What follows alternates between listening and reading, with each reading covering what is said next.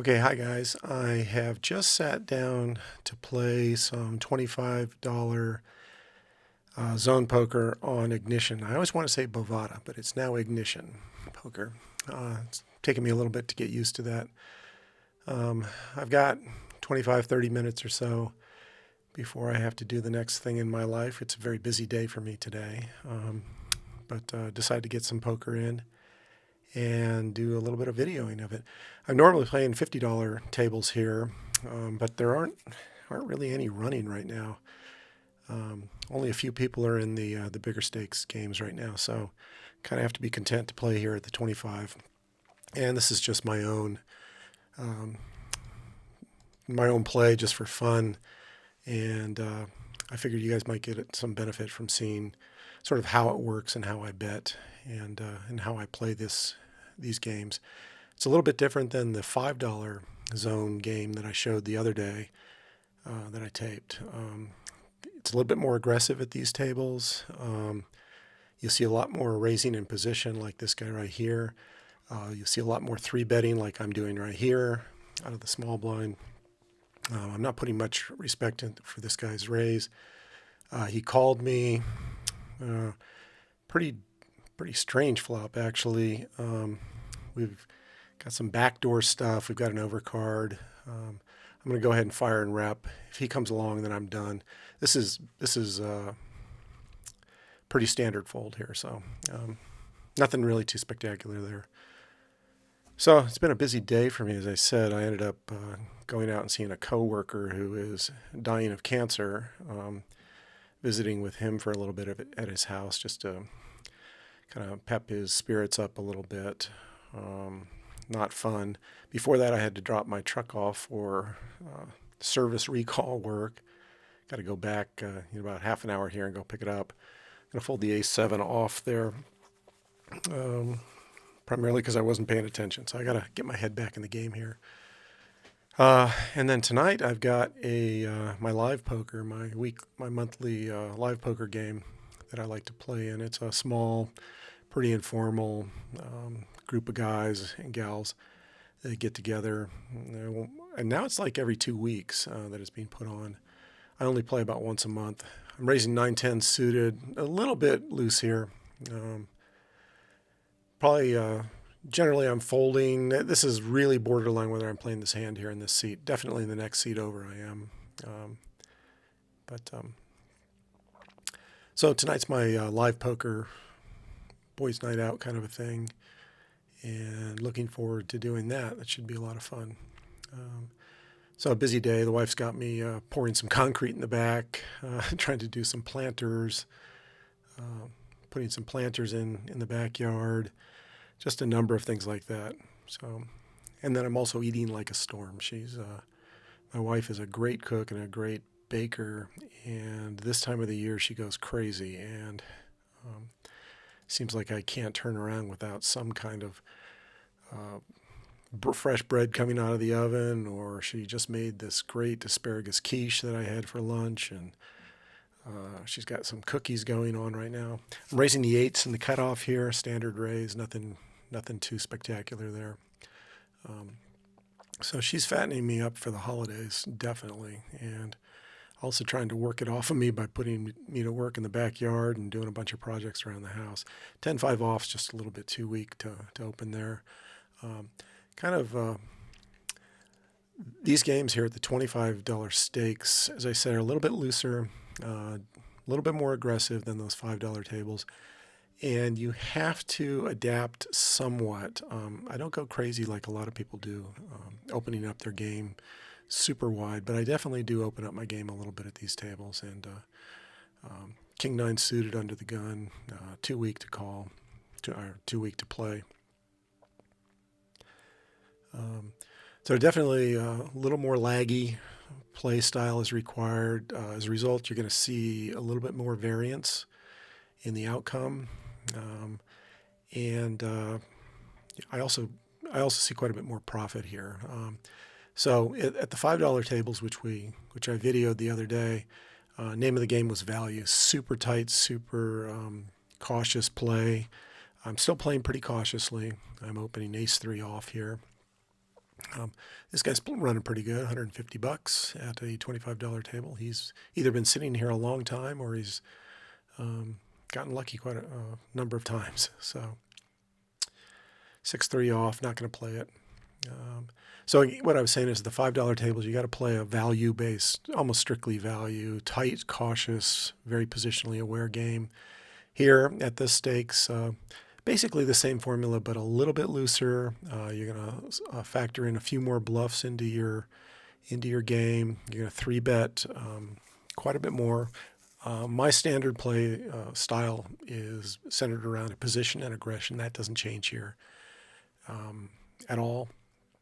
I'm still playing a very positionally based game, and I'm tending to raise and not call. Although, depending upon the player that I'm up against, if I'm getting a lot of aggression, I will often let the villain lead and come along for the ride if I've got a strong hand. So, but fundamentally, it's basically the same game we played at the $5 stakes, just a little bit more aggression, a little bit looser. So 5-3 off, early position, easy fold. Looking forward to the live game tonight. As I say, a good bunch of guys. I've been playing there for many years. It used to be run by the city councilman. The game was hosted and run by the one of our city councilmen here in Tucson. He was a real character. He's the cousin, I believe, of Linda Ronstadt. His last name is Ronstadt also, and she, of course, is from Tucson. But he was quite a character, and he's got a really wide-ranging group of friends that started playing, and then he slowly opened it up, and I ended up getting myself invited, and have invited a couple of my poker buddies too, and we try to make a night of it usually. Usually a lot of fun. Ace-3 suited in early position. We're facing an under-the-gun raise. This is a clear fold. You better be folding those kind of hands. So it's a no-limit, $35 buy-in. It's kind of a cheap, easy evening. We got to tip your dealers $5, and then usually a buy a dinner. So for $60 or so, it's a good night out. The payout structure's been pretty good lately. There's been a lot of rebuys. They allow unlimited rebuys until the first break, an hour into it. Usually lasts 3 or 4 hours. And as a result of all that rebuying, there's a lot of dead money in the pot. So the payout structure is usually pretty good. So it's plus EV tournament to play in for sure, but that's not really why I'm playing it. I'm playing it more for just handle cards and chips and to talk to friends and just to get out of the house a little bit. So I'm opening Queen 8 off here on the button. A little loose. You didn't see me do this in the $5 tables. Here I'm opening, again, my range up a smidge from where I was playing at those. And you have to at these tables. It's just the nature of profiting here. Ace-10 off we're going to play if it folds to us. Got a limp under the gun from a big stack, $88. Another limp. I'm going to go ahead and raise it up. You got to watch these guys. Sometimes you'll see a limp re-raise, and that almost always is aces or kings from these kind of guys. But this is really a strange, these kind of limps. And we got repopped from under the gun, or sorry, the small blind.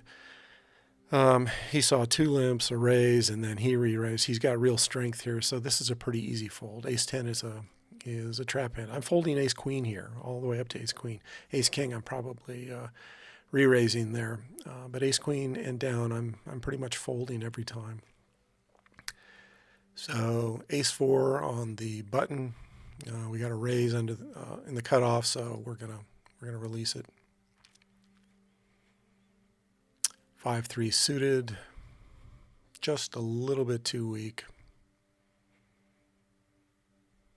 So we're going to let that one go. King 5 off, I'm going to go ahead and just pre-fold that, just not even get tempted to play it. Pair of ducks in the big blind. We'd like this guy to raise, actually, in this kind of a situation. We'd like to see an early position raise, like he did,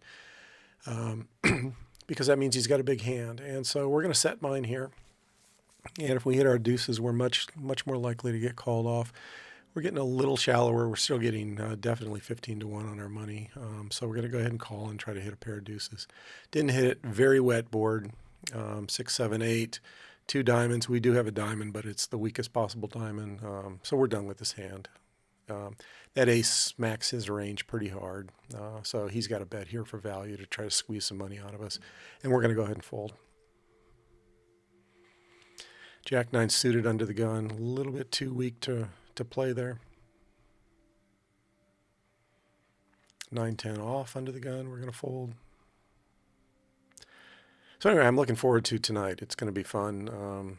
It's been, with my travel, a lot of business travel this past year, I've only probably played 6 or 7 times over the past year. And I haven't moneyed at all during that period. I've run pretty dry in that tournament. Previous year, I won it once. Took 3rd place, took 2nd place earlier in that year. And as I said, the payoff's pretty good. So it's definitely a lucrative thing to do. But that's, as I said, not really why I'm playing tonight. I'll give you a report tomorrow, though, how it went tonight. Okay, ace queen in the big blind. Be interesting to see what happens here. We got a little min raise. We have to re-raise that. We're going to be out of position, so we're going to be a little bit careful here. But those kind of little min raises on the button are almost always air. They almost, they're just pure steel with nothing, with rags. So you can re-raise a lot of times with rags, actually. There, 8-6 off. I'm going to fold.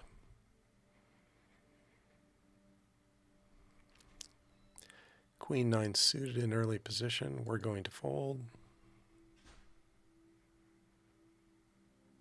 I don't know if you can hear that, but I've got some music playing in the background here.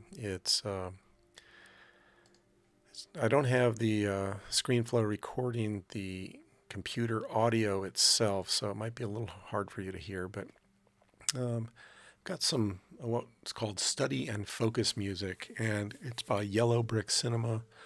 I first saw this on YouTube. There was a stream of this, and I'd read about it in some blog or something like that said, hey, this kind of music is very neutral, or allows you to focus, and I think it actually works. It sounds a little mumbo-jumbo, new agey, but listening to this kind of very mellow music.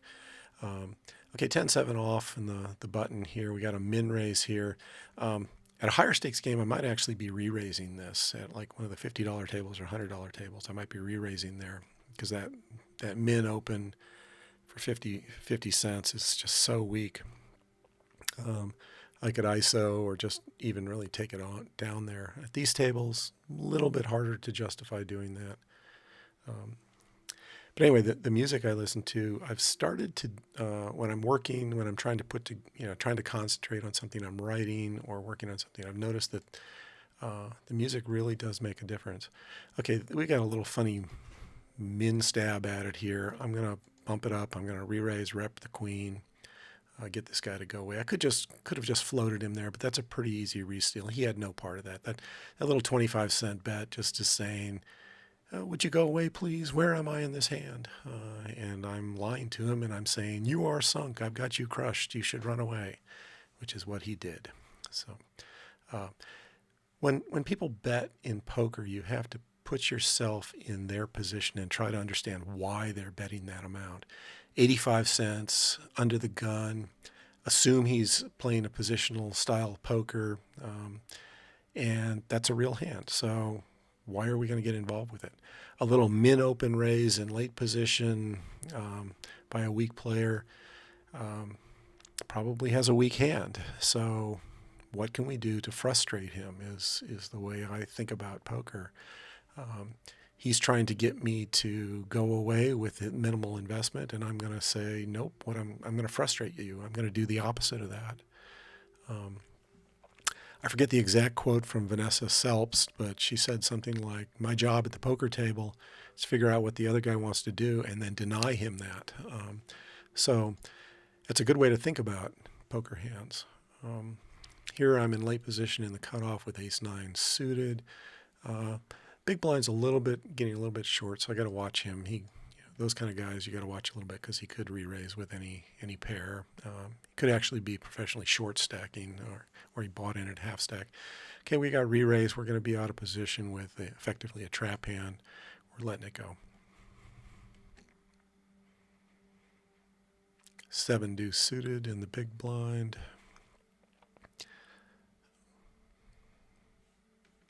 Let it go.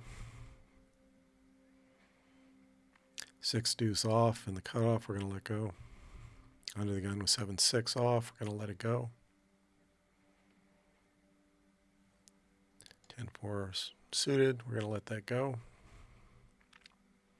8-4 suited, or Queen-4 suited. We're going to let it go.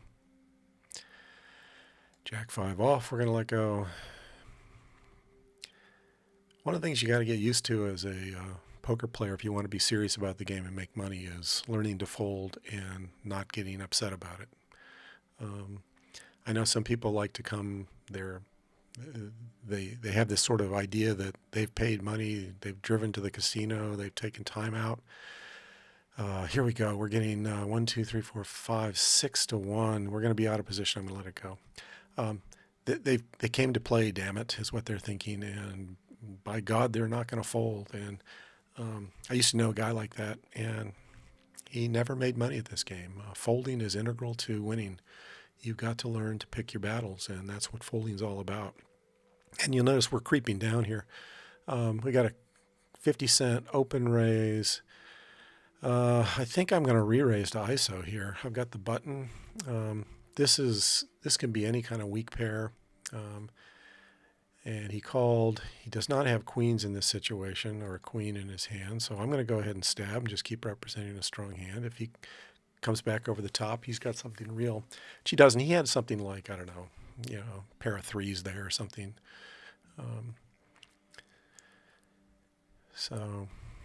But folding is fundamental. You've got to get used to just giving up in situations where you're not likely ahead. Especially online when you can play so many hands in an hour.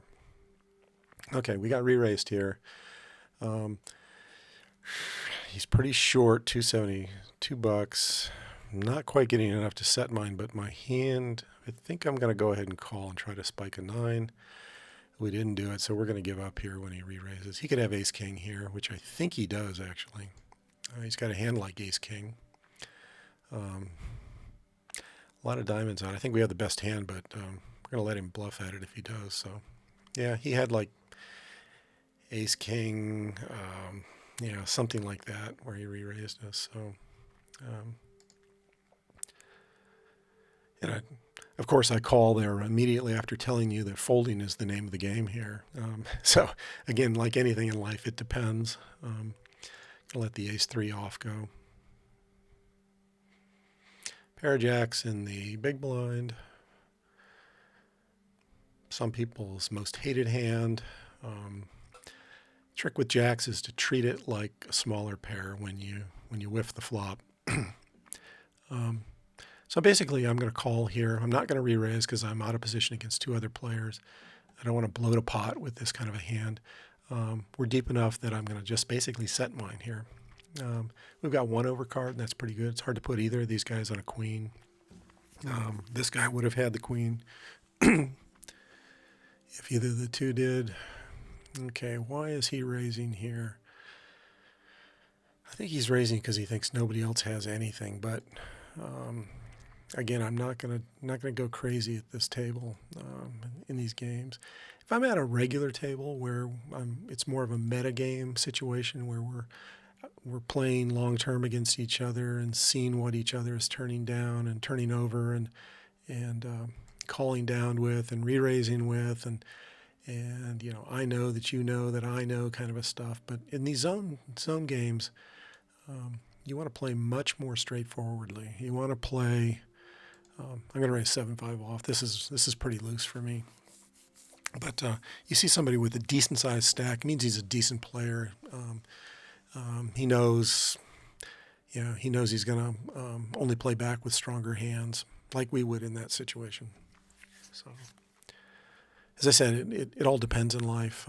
It all depends at the poker table. If we're at a regular game, there'd be a lot of 3-bet and 4-bet bluffing and things like that. But at these tables, just not worth doing.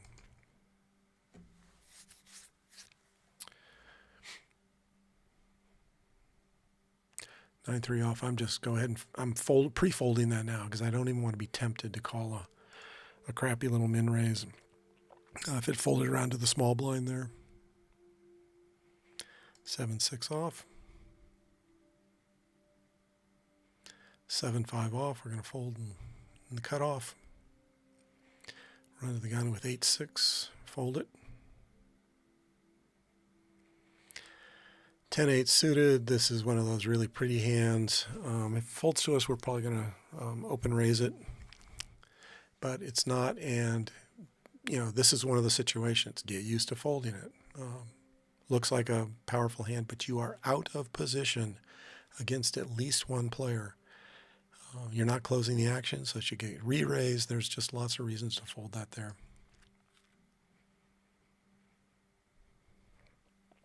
Ten-6 off. I'm going to let it go. Jack-8 off. We got a smaller stack in the big blind. We got to raise under the gun, so it's a moot point anyway. But my point was, if it folded to us here, we got to watch these kind of stacks because they do tend to like to 3-bet, come back over the top at you. So in this case, we're going to let it go.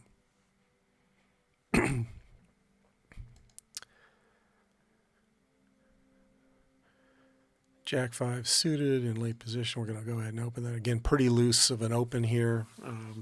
But I'm looking at these stack sizes. These are all mid-$30 stacks, all decent players. They see somebody open where I'm at. They can't play unless they've got something real to come back over me. They're not crazy players. I'll let the 7-4 off go. All right, a real hand. And let's just hope we don't get the walk. But again, if we do, you just have to shrug and say, hey, look, I picked up the blinds. Any profit in poker is good profit. And so there, I'm shrugging and I'm saying, I took down the blinds. I should be happy. It can be frustrating at times when you go days without seeing a big pocket pair, and then you get that sort of thing. Or, that's almost as bad as if you get it on the button, folds around to you, you raise, and the blinds fold, and you're like, oh, I could have done that with 7 deuce off and gotten the same result. But again, look, I'm shrugging. I'm saying that's okay. We'll pick up kings another time and get paid off. Okay, ace queen. This is a tough one. I'm either 3-betting here or I'm folding. I'm not calling it. I'm just going to let it go. The under the gun player there. It might have been a little bit too weak of a play. If I'd been on the button, I probably am 3-betting there. But I had 3 more players to act, and I'm just going to pick a better battle. We seem to be hovering here. Okay, so ace queen off. Go ahead and raise it pot. Open raise it. I get cold called from a shorty stack, from a $19 stack. What are they cold calling us with here? Certainly jacks are in their range. I'm going to go ahead and bet into these guys, and I'm going to make it 220 out of a 276 pot. The only way he's coming along is if he's got a real piece of this flop, or he's got a monster here, which he very well could be. He's short enough, and he's not that great of a player that I'm assuming this is he's not trying to get tricky here. So I'm going to go ahead and just fold that. What I mean by that is I think his bet says what he has. The fishier the player, down to a certain level, certainly, bets tell you the real story. So king 10 off.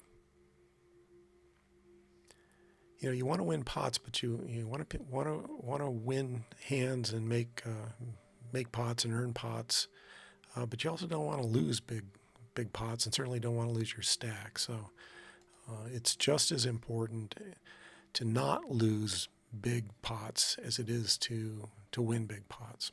I'm opening ace king there every time. Obviously, you're going to open ace king from any seat.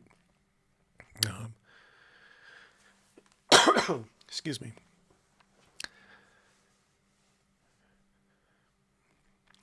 Okay, we got a raise in front of us. Ace 7 off. Got to fold the hand. King 5 off. I'm going to let go. Ace 10. This is sort of the bottom of my opening range. I got to watch the 9-7 here, so I'm going to pot it to punish this limper a little bit. We got to watch these guys. The $9.71 stack guy is. I've just been struggling with them lately because I seem to. It's not showing up in this particular video, but I've been getting a lot of 3-bets from them lately. Ace deuce off, folding under the gun. 10-6 off, folding and the cutoff. 6-3 off, fold it, obviously. Queen Jack in the big blind. This is one of those hands you don't want to get married to. You've been folding, and now you've got 2 face cards. So let's play it, and that's not a good thing. So get out of that mentality. Doesn't matter if you folded the last 20 or 30 or 50 hands in a row. You have to fold the next hand in the series if you should fold it. Okay, so I'm going to open the ace 9. He's a shorty, but I'm going to go ahead and open raise him, see what he does, and we're pretty happy with that result.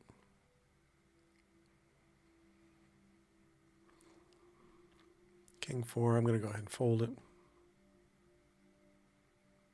Jack 3 off, we're going to fold it. Queen 10 off, again, we're not going to get married to this hand.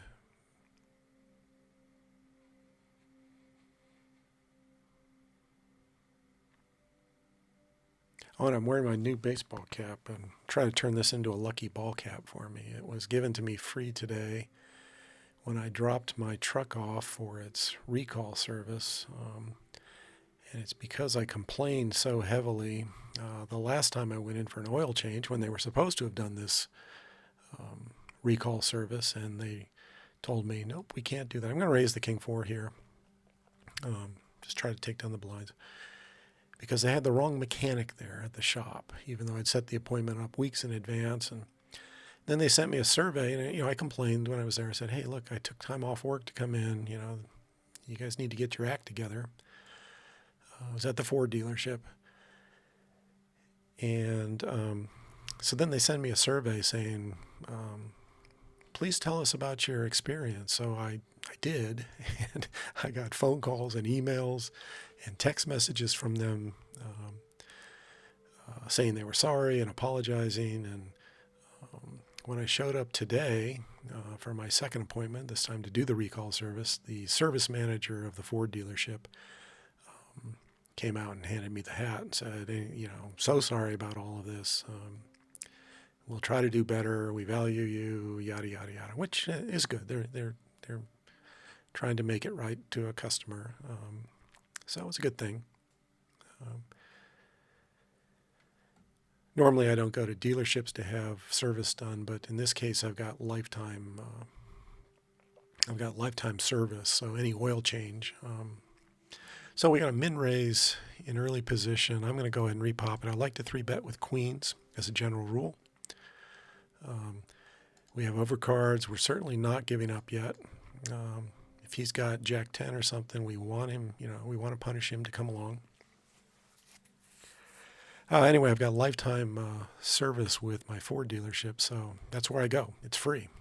So I do it. Jack 5 off, folding it on the button. And but my experiences there have not been great. They've blown appointments for me. They've done this thing that I just mentioned. We've just not had a lot of great luck there. Anyway, more than you want to know. So back to the game. We've got 10-7 off. I'm going to go ahead and fold it, not even be tempted to play it. Pair of ducks. Quackity quack quack. We like the early raise with these kind of hands because we're set mining. Our showdown value is pretty weak, so we're trying to set mine. We'd like this guy to go away, actually. And he doesn't.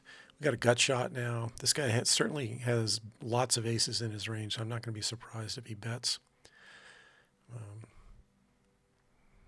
which he does. Okay, so we've got 2 twos and 4 fours, 6 outs. I think I still have applied odds enough to shoot for the Ducks, try to hit my set or hit a 4 here. And now we whiffed completely. I'm not going to put any more money into this. If this had been a 6 instead of a 5 and I didn't have the gut shot draw, I'm certainly not calling that razor because I'm sure he's got an ace in his range here. So I'll tell you what, let's sit out and I'm going to fold and we're going to see if this guy gets all of his money and we can see what he turns over. But he raised under the gun. He's fired twice now into 2 players. This guy, he's continuing. So it'd be interesting to see what he has. This guy might have like bottom set or something like that crazy. And this guy, if he's smart, he's going to check back unless he's got a really strong hand like ace-king. And we'll see. Well, it's hopefully, nope, I'm not going to turn it over. We're not going to get to see it. So let's continue.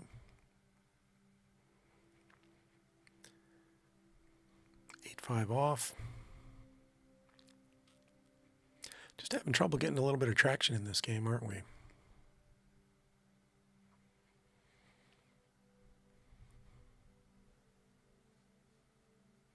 And we get a walk, and we're happy with that result.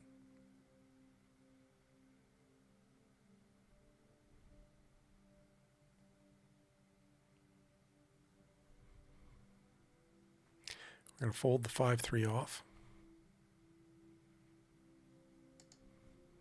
Fold the queen 5 off under the gun. 6-3 suited. I'm going to go ahead and fold, so I'm not even tempted. That's not necessarily a good thing to take away from this little session.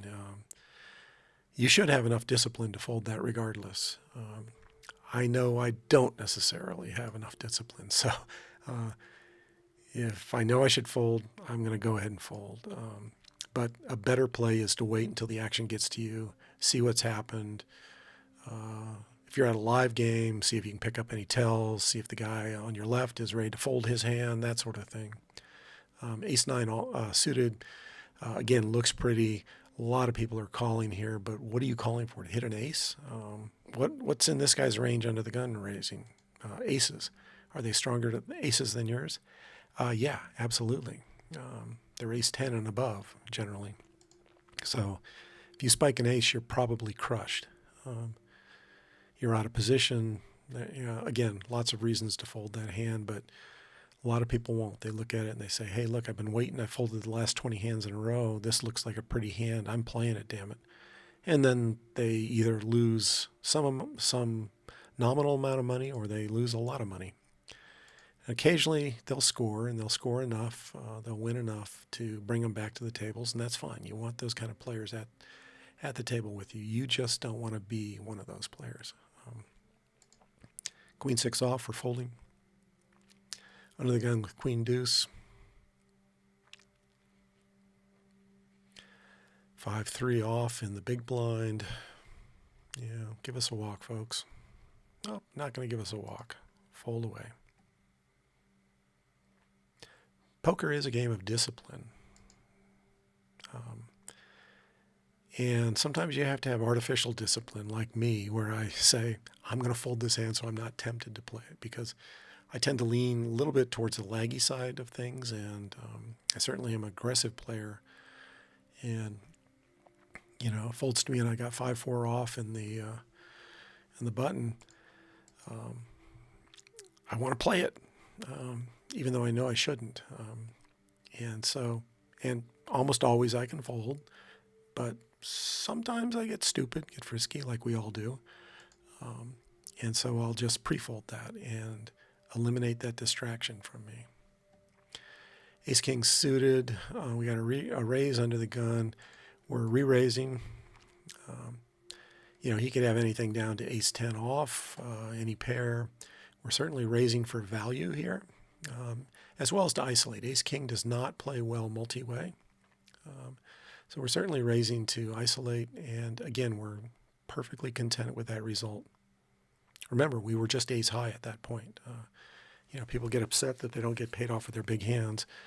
Well, we didn't have a big hand there yet. We had a potentially very big hand. And so you should be happy. You should be happy when you raise aces and, you take down the blinds. Any profit is good profit. That's something I learned from a stock trader friend of mine once. He used to say that a lot. He'd buy some stock and, for, $10 a share, and it would go, he'd sell at 12. And then, a week later, the stock was up at 20. And I'd say, boy, aren't you kicking yourself for that? He goes, no, look, I made 20% in a short amount of time. Any profit is good profit. You have to look at it that way. I'm not much of a stock trader or that sort of thing. I'd like to be. I'd like to learn more about it. I've dabbled in it in the past. And I think there are a lot of parallels to poker. I think that there's a lot of things that have it in common. I know, obviously, the things that are differently. You're not actually playing directly against other stock traders. Okay, here we got a early position raise. I'm going to call and try to set mine here. And no dice, so we're going to check fold here. That's a pretty wet board. That smacks his range pretty hard. But things like in poker, it's position, right? And picking your battles and waiting for good situations. I'm going to raise the queen 8 suited here as an isolation against this guy. And in stock trading, I guess it's very similar. It's all about, not rushing in and buying something just because you can, but rather doing your homework, picking the situation, trying to pick your battles, and then buying the stock. So at least that's my understanding. I've dabbled in it a little bit, as I said in the past.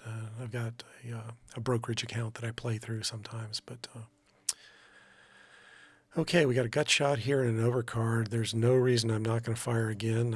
Took the initiative pre-flop, and I'm going to keep the pressure on this guy. If he re-raises me, obviously I'm going to reconsider and probably go away. But this is a semi-bluff, and we had position, so we can do that.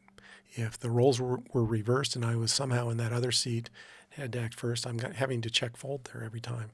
Going to raise the 9-6 suited. Again, I got a shorty stack here and a big stack there. That's a good result for that.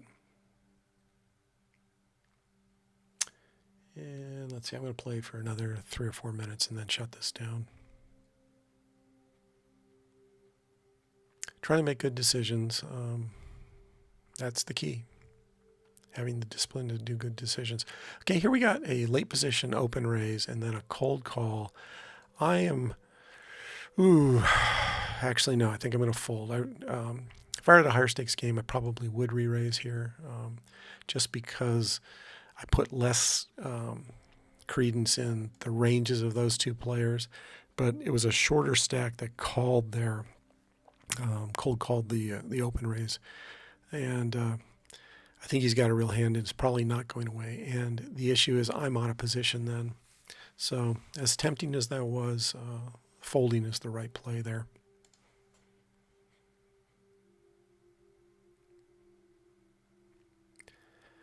$10-9 off in late position. We got an early position raise. Folderoo. 7-5 off under the gun. Clear fold. These are no-brainers, right? Right? They should be no-brainers for you. 8-5 suited. This should be a no-brainer fold for you as well, right? Right? Good. 8-4 suited. Early position. 9-5 off. Running pretty dry here. We picked up a few hands, but nothing that really has paid us off. 5-3 off. I'm going to fold. Suited. Sorry, that was suited. Pair of sixes. This is an open raise.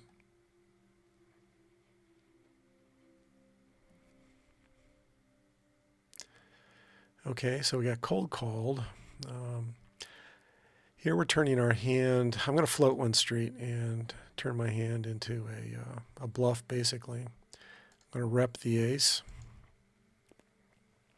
He can only continue with something like, I think he's got a king, and unfortunately he's not going to go away, so we're going to fold. Jack 10, yep. Not surprising. He wouldn't go away there. Just got too sticky. Ace 5 off. That's the power of position there too. Not only do I have the information on what he's doing, he's checking to me, which is allowing me to bet. Means he has a weaker hand, which he did. But the big takeaway there from the positional point of view is pot control. I can check back on the river, not put any more money in if I want. Or if I somehow spike to 6 there, I can pump it up. Position allows you to put in that last bet and to vary the size of the pot significantly. So another advantage of position. King 9 suited. We're throwing it away to the raise. King Jack off. Open raise that. We're in late position.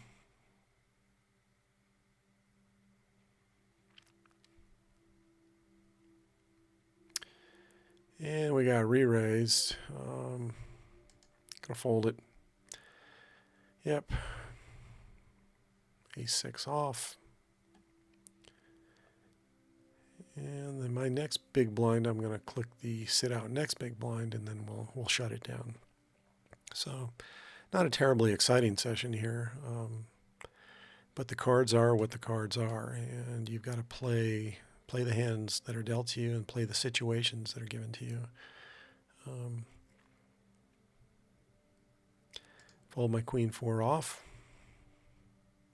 We're in the big blind, so I'm going to click my sit out next big blind. It sounds, you guys probably know this obviously, but if you do that, then you're going to get the maximum number of hands paid for by your big blind, the cost of your big blind. So again, just a little tiny maximize EV play. So we've got an under the gun open raise, a limper. As I said, I like to 3-bet my queens.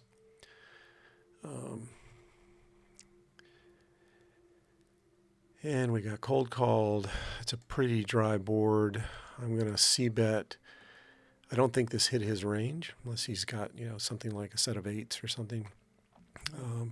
He's cold calling. We're just going to go ahead and get it in here. So, and he had a set of 8s. So curses. Oh, and I spiked the Miracle River. But we were committed there. The SPR was low enough and our hand strong enough that we're basically committed there.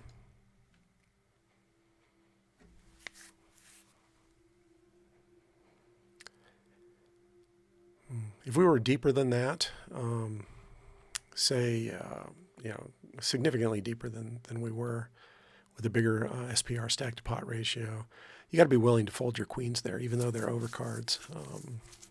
So, pair of 8s. I'm repping the ace here because I raised an early position. He just called. We're going to fire again. Yep, I've got the ace. You want to go away is what my bets are saying. The fact that there are 2 aces on the board makes it significantly less likely that he has one in his hand. So, and that's why I'm firing the second barrel there.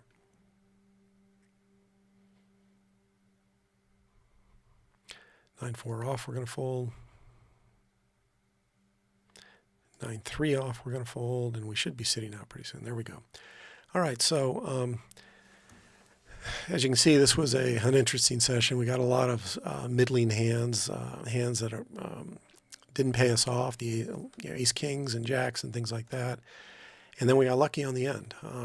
But I wouldn't argue it was completely lucky. I think that the play is plus EV in the sense that the SPR says that we are committed and that our overcards and the strength of our hand says it's perfectly fine to get the money in there because he could just as easily have turned over, top pair, top kicker kind of a hand, and in which case we've got him crushed. So didn't think it's a terrible play. we did get lucky, and you do have to. That does happen occasionally. Sometimes the worst hand gets there, and in that particular case, we had the worst hand. So, thanks for tuning in. Appreciate spending some time with me again, and I get to go play some live poker tonight. So, talk to you guys later. Bye.